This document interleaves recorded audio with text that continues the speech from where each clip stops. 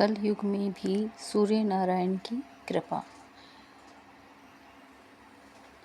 आप विश्वास करें, इस कलयुग में भी देवगण कृपा करते हैं तथा समय पड़ने पर वे साक्ष्य भी देते हैं। कच्छ के राजाओं में राव देसल की श्रद्धा तथा भगवत भक्ति लोक विश्वसनीय है। एक दिन कच्छ की राजधानी भुज में एक अद्भुत वाद फरियाद आया। एक साहूकार ने एक पटेल पर दावा दायर कर दिया। दस्तावेज लिखकर देने वाला किसान गरीब था। उसने उसमें लिखा था कि रावजी, तत्कालीन राजा के छाप की 1000 कोरी स्थानीय रजत मुद्रा की रोकड़ी मैंने तुम्हारे पास से ब्याज पर ली है। समय पर ये कोरियां मैं आपको ब्याज के साथ भर दूंगा। दस्तावेज के नीचे साक्षियों के नाम हैं। सबसे नीचे साख श्री सूरज जी की लिखा है। आज उसी दस्तावेज से राज दरबार के सामने एक विकट समस्या खड़ी कर दी है। किसान कहता है 1000 कोरियां ब्याज सहित साहूकार को भर दी हैं। साहूकार कहता है बात असत्य है, हमको एक कोरी भी नहीं मिली है, यह झूठ बोलता है। मेरे पास पटेल की सही वाला दस्तावेज मौजूद है। इधर दस्तावेज कहता है किसान को 1000 कोरियां भरने को हैं। किसान ने कोरी चुकती कर दी। इस बात का कोई साक्षी नहीं है, कागज पर कोई ऐसा चिन्ह भी नहीं है। अदालत ने साक्षी तर्क एवं कानून के आधार पर पूरी छानबीन कर सभी प्रमाण किसान पटेल के विरुद्ध प्राप्त किए।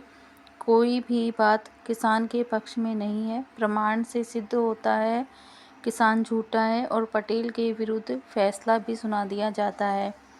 भुज की राजगद्दी पर उस समय राव देसल जी बाबा विराजमान थे। पखर मध्याह्न का समय था। तभी बाहर से करुण क्रंदन सुनाई पड़ा। महाराज, मेरी रक्षा करो, रक्षा करो, मैं गरीब मनुष्य बिना अपराध के मारा जा रहा हूँ। किसान की करुण चीख सुनकर राव जी नंगे पांव यकायक बाहर आए। राजधर्म का यही तकाजा है। कौन है भाई? महाराज कोई की शांत मीठी वाणी ने वातावरण में मधुरता भर। चिरंजीवी हो राव जी। किसान का कंठ छलछला भर गया। वह धैर्य धारण कर बोला, मैं 1000 कोरी के लिए आंसू नहीं बहाता हूँ। मेरे सिर पर झूठ बोलने का कलंक आता है, वह मुझसे सहा नहीं जाता। धर्म अवतार, मुझे सच्चा एवं उचित न्याय चाहिए। गरीब निवाज पटेल ने अपनी सारी राम कहानी कच्छ के अधिपति देसल जी बाबा के चरणों में निवेदित की। महारावल ने सभी कागजात भुज की अदालत से अपने पास मंगवाए। उसके एक एक अक्षर को ध्यानपूर्वक किसान की सच्चाई कागजों में तो कहीं दिख न पड़ी, किंतु उसके नेत्रों में निर्दोषिता झांक रही थी। कागजों को देखकर कच्छ के अधिपति ने निराशपूर्ण निश्वास लेते हुए कहा, क्या करूं भाई, तूने कोरियां भर दी हैं, पर इसका कुछ भी प्रमाण इन कागजों में उपलब्ध नहीं हो पा रहा है। प्रमाण तो है अन्नदाता, मैंने अपने हाथ से ही इस दस्तावेज पर काली शाही से चौकड़ी ऐसे निशान लगाए। किसान ने अपनी प्रामाणिकता का निवेदन करते हुए कहा, चौकड़ी? महाराज देसल जी बाबा ने झाँक कर कहा, हाँ धर्म अवतार, चौकड़ी, काली रोशनाई की बड़ी सी चौकड़ी, चारों कोनों में कागज के चारों ओर मैंने अपने हाथ से लगाई है 4 काली चौकड़ियाँ। अरे चौकड़ी तो क्या, इस पर तो काला बिंदु भी कहीं दिखाई नहीं देता। राजा ने कहा, यह सब चाहे जैसे हुआ हो राजन, आपके चरणों पर हाथ रखकर मैं सत्य ही कहता हूँ। किसान ने बाबा के दोनों चरणों पर अपने दोनों हाथ रख दिए। पटेल की वाणी में सच्चाई साफ साफ झलकती थी। यह समस्या अब और भी कठिन हो गई। महाराज के सिर पर पसीना आ गया, आंखों की त्योरियां चढ़ गई।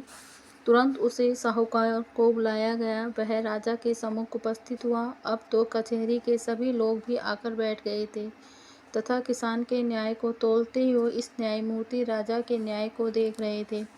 सेठ मन में कुछ भी छल कपट हो तो निकाल देना। राजा ने साहूकार को गंभीरता पूर्वक कहा, अन्नदाता, जो कुछ होगा वह तो यह कागज स्वयं ही कहेगा, देख लीजिए।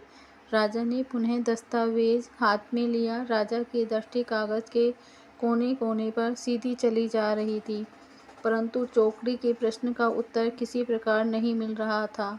इतने में राजा की दृष्टि कागज के अंतिम अक्षरों पर पड़ी, साख श्री सूरज जी की। अब विचार राजा के मस्तिष्क में चढ़ गया, सूरज सत्य साक्षी देंगे, और उन्होंने वह दस्तावेज का कागज सूर्य भगवान के सामने रख दिया। हे सूर्यदेव, इस दस्तावेज में आपकी साक्षी लिखी है। मैं भुज का राजा यदि आज न्याय नहीं कर सका तो दुनिया मेरी हंसी उड़ाएगी। राजा ने मन ही मन श्री सूर्यनारायण से बुद्धि दान की प्रार्थना की और कागज को सूर्य के सम्मुख रख दिया। फिर वे टकटकी लगाकर ध्यानपूर्वक कागज को देखने लगे। एक चमत्कार उभरा। एक हल्की सी पानी की दाग सरीखी स्पष्ट चौकड़ी दस्तावेज के कागजों पर दिखने लगी। फिर तो कच्छ अधिपति ऐसे आनंद से हर्षित हो गए मानो उन्होंने किसी महान देश को जीत लिया हो। आकाश में जगमगाते हुए सूर्य नारायण के सामने उनके दोनों हाथ जुड़ गए। अब राजा ने किसान से पूछा, तुमने कागज पर चौकड़ी लगाई, उसका कोई साक्षी भी है? काला कौवा भी नहीं, गरीब निवाज, साक्षी तो कोई भी नहीं था। पटेल ने निवेदन किया, परंतु इसमें तो लिखा है ने कि साक्षी सूर्य जी हैं अन्नदाता, साहूकार ने उत्तर दिया। यह तो ऐसा लिखना पूर्व परंपरा से चला आता है, रिवाज मात्र है। भला सूर्य कभी साक्षी देते हैं? राजा ने किसान से हंसकर पूछा, देवता तो साक्षी दे सकते हैं राजन, परंतु अब तो कलयुग आ गया है। दुनिया के मनुष्यों की आंखें सूर्य की साक्षी कैसे समझ सकती है, कैसे पढ़ सकती हैं? पटेल ने श्रद्धापूर्वक कहा, तनिक इधर तो आइए सेठ जी। राजा ने साहूकार को बुलाया और उसे सचेत कर सूर्य के सामने उस दस्तावेज को धर दिया।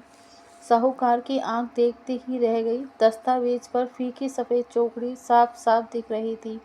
साहूकार का मुंह काला शाहे हो गया। बोल, अब सच्चा बोल, शाही की चौकड़ी तूने कैसे मिटाई थी? राजा ने तीक्ष्ण स्वर में साहूकार से पूछा।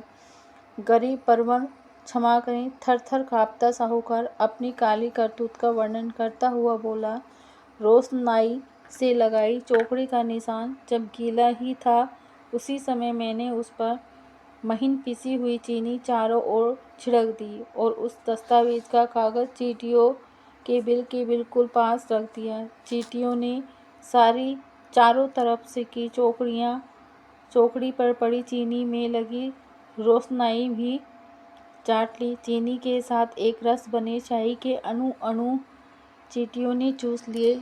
इस प्रकार संपूर्ण चौकड़ी उड़ गई। दीनानाथ यह सुनकर सभी स्तब्ध रह गए। सूर्य देव की साक्षी ने किसान के प्राण का तथा राजा के न्याय का संरक्षण किया। पटेल को उत्तम न्याय प्राप्त हुआ। इससे महाराज देसलजी बाबा की देवी शक्ति के रूप में उनकी कीर्ति का डंका संपूर्ण कच्छ राज्य में बज गया। फिर तो देसज परमेश्वरा का देव दुर्लभ विरद दसलजी बाबा के नाम के साथ सदा सर्वदा के लिए जुड़ गया।